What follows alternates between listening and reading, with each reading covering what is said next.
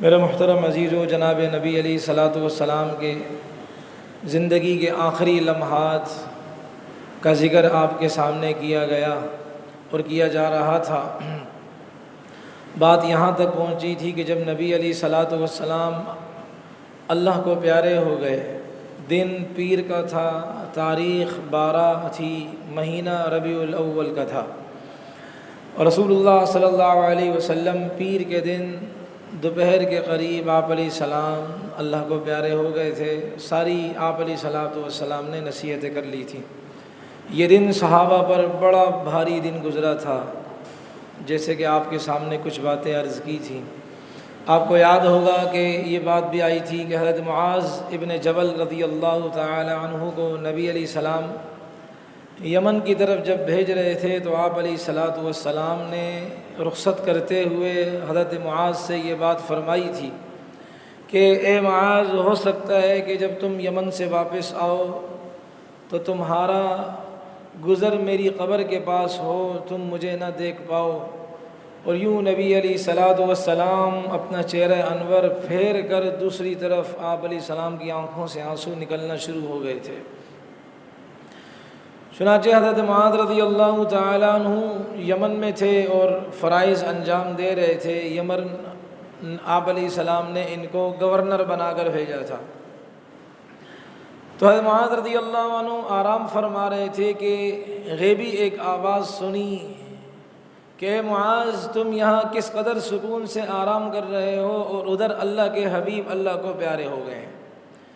یہ معاذ رضی اللہ عنہ کو جب یہ آواز کانوں میں پڑی تو ایک دم بیدار ہوئے اور فرمانے لگے، ہے معاذ، ان قدموں کے ساتھ تمہیں نبی علیہ الصلاۃ والسلام نے چھوڑا اور تم یہاں ہو، وہاں پتہ نہیں کیا حال ہوگا۔ یمن والوں مجھے اجازت دو، میں نے مدینے جانا ہے۔ یمن والوں مجھے اجازت دو، میں نے مدینے جانا ہے۔ ان قدموں کے ساتھ میں اللہ کے حبیب کو چھوڑ کر آیا ہوں۔ اہل یمن بھی بڑے پریشان کہ حضرت معاذ رضی اللہ عنہ کو کیا ہو گیا ہے۔ اور پھر حضرت معاذ رضی اللہ عنہ نے سواری لی اور یمن سے مدینے کا رخ کیا۔ ابھی مدینے سے تقریباً 80 کلومیٹر کے فاصلے پر تھے۔ عمار ابن یاسر رضی اللہ عنہ، جن کو بھیجا گیا تھا مدینہ طیبہ سے یمن کی طرف کہ آپ علیہ السلام کی دنیا سے پردہ فرمانے کے بارے میں اطلاع کر دیں، تو حضرت عمار ابن یاسر سے ملاقات ہوئی۔ تو حضرت عمار ابن یاسر نے کہا کہ اللہ کے حبیب تو اللہ کو پیارے ہو گئے ہیں، رفیق اعلیٰ ملأ اعلیٰ میں تشریف لے گئے ہیں۔ حضرت معاذ روئے اور روتے ہوئے کہا، اے عمار، اب ہمارا آسرا کہاں ہے، ہماری امیدوں کا سہارا اب ہم کس سے رہنمائی لیں گے، ڈکٹیشن کس سے لیں گے، رہنمائی کس سے لیں گے؟ ہمارا وہ امیدوں کا سہارا، ہماری وہ رہنمائی کرنے والی شخصیت اور ذات اب دنیا سے تشریف لے گئی۔ آپ سے یہ بات عرض کی تھی کہ اللہ کے رسول علیہ السلام بڑی سخت تکلیف میں تھے، اس لیے ایک بات یہ جاتے جاتے عرض کر دیں، اگر کوئی آدمی آخری لمحات میں تکلیف میں ہو تو ہم اس پر فیصلہ یہ نہ کریں کہ یہ گناہ گار انسان ہوگا تبھی تو اس کو آخر میں تکلیف بہت ہوئی ہے۔ کبھی اللہ اپنے بندوں کو بھی تکلیف اس لیے دیتے ہیں تاکہ اپنے پاس جانے سے پہلے ان کو صاف ستھرا کر دیں۔ تو نبی تو پاک ہی پاک تھے، تو خیر جب حضرت معاذ رضی اللہ عنہ مدینے پاک آئے، کیا منظر ہوگا؟ آتا ہے نا کہ حضرت بلال نے جب اس دن اذان دی تو لوگوں نے جب اذان سنی تو لوگوں کی چیخیں نکل گئی تھیں۔ اب حضرت معاذ رضی اللہ سیدھا امی عائشہ رضی اللہ عنہ کے کمرے کے پاس یعنی حجرے مبارک کے پاس آئے، باہر سے آواز دی، اماں جان، میں تعزیت کرنے آیا ہوں، میری تعزیت قبول فرما لیں۔ سیدہ عائشہ رضی اللہ عنہ نے فرمایا، اے معاذ، اگر تم نبی علیہ السلام کی تکلیفوں کو دیکھ لیتے تو چاہے تم دنیا میں کتنی بھی زندگی گزار لیتے، تمہیں سکون نہ ہوتا۔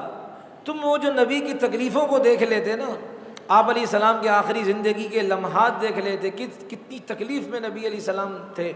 اگر آپ کو طویل عمر، لمبی عمر بھی مل جاتی تو آپ کو سکون نہ ملتا، یعنی نبی اتنی تکلیفوں کے اندر تھے۔ جب یہ بات حضرت معاذ نے سنی، بے ہوش ہو کر گر گئے۔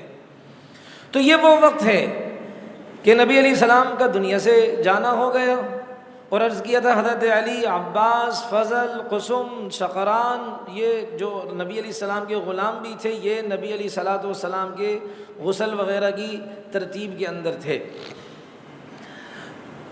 اب ایک اہم مسئلہ جو آیا وہ خلافت کا تھا کہ رسول اللہ صلی اللہ علیہ وسلم کے بعد نائب کون ہو۔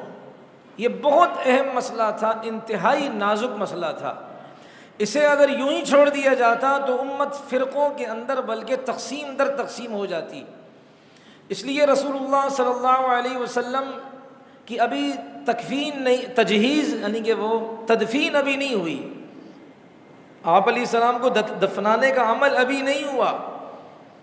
وہ عمل تو منگل اور بدھ کی رات کو لایا گیا، اور اس کی وجہ میں نے عرض کر دی، ہم آپ جنازہ تاخیر سے نہیں کریں گے، ہم آپ کریں گے، ہم سنت کے خلاف کریں گے۔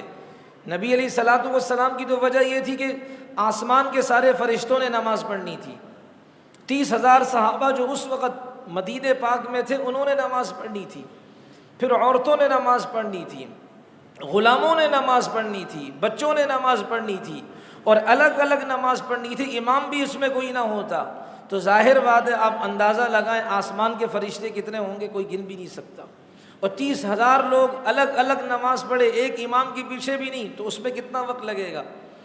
اس لیے ہم ایک طرف کی بات سن کر یہ فتویٰ نہ لگائیں کہ جی نماز جنازہ تاخیر سے پڑھنا نبی سے ثابت ہے، یہ نبی علیہ الصلوۃ والسلام نے تو منع کیا ہے اس سے۔ تو خیر، اب جناب نبی علیہ الصلوۃ والسلام کے بعد خلافت، نائب ہونا، یہ بڑی ذمہ داری ہے، اگر اس ذمہ داری کو ادا نہ کیا گیا تو بہت بڑا نقصان ہوتا۔ ابھی حضرت ابو بکر، چونکہ صحابہ میں نے عرض کیا تھا کچھ تو بے ہوش ہو کر گر گئے تھے نبی کی وفات کا صدمہ سن کر، اور کچھ جو بیٹھے تھے بیٹھے رہے، کھڑے ہونے کی طاقت نہیں تھی، کچھ پہاڑوں کی طرف لے چلے گئے، کچھ کے اوسان خطا ہو گئے جیسے عثمان ابن عفان، حضرت عمر۔ اب ظاہر بات ہے اس دکھ کی گھڑی میں کوئی سنبھالا دینے والا بھی تو ہونا چاہیے، اس لیے آتا ہے اہل مدینہ جب ان کے یہاں کسی کا انتقال ہوتا تو اہل مدینہ اس آدمی کی تعزیت کے لیے جب گھر میں جاتے تو اس کے گھر میں جا کر وہ نبی علیہ السلام کی وفات کا تذکرہ کرتے کہ یار آپ کے والد سے بڑی ہستی کون ہے؟ محمد الرسول اللہ صلی اللہ علیہ وسلم۔ جب وہ دنیا سے چلے گئے تو آپ کے اور میرے والد ماں اور شما چیز، میں اور آپ کیا چیز ہیں، جب وہ دنیا سے چلے گئے تو یوں اہل مدینہ نبی کی وفات کو یاد کر کے ایک دوسرے کو تسلی دیتے تھے۔ حضرت ابو بکر رضی اللہ عنہ مسجد نبوی میں آئے اور انہوں نے قرآن پاک کی آیات پڑھی جس میں وفات کا ذکر ہے، ساری آیت پڑھی۔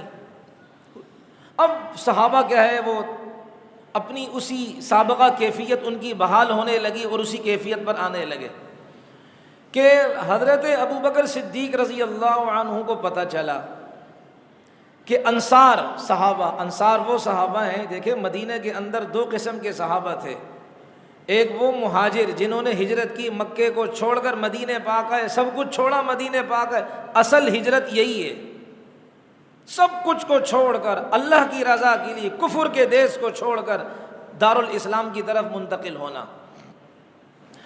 تو یہ حضرات مہاجر صحابہ بھی تھے، انصار جنہوں نے ان مہاجر صحابہ کے لیے باہیں کھولی تھی ان کو سینے سے لگایا تھا، دو قسم کی جماعتیں تھیں۔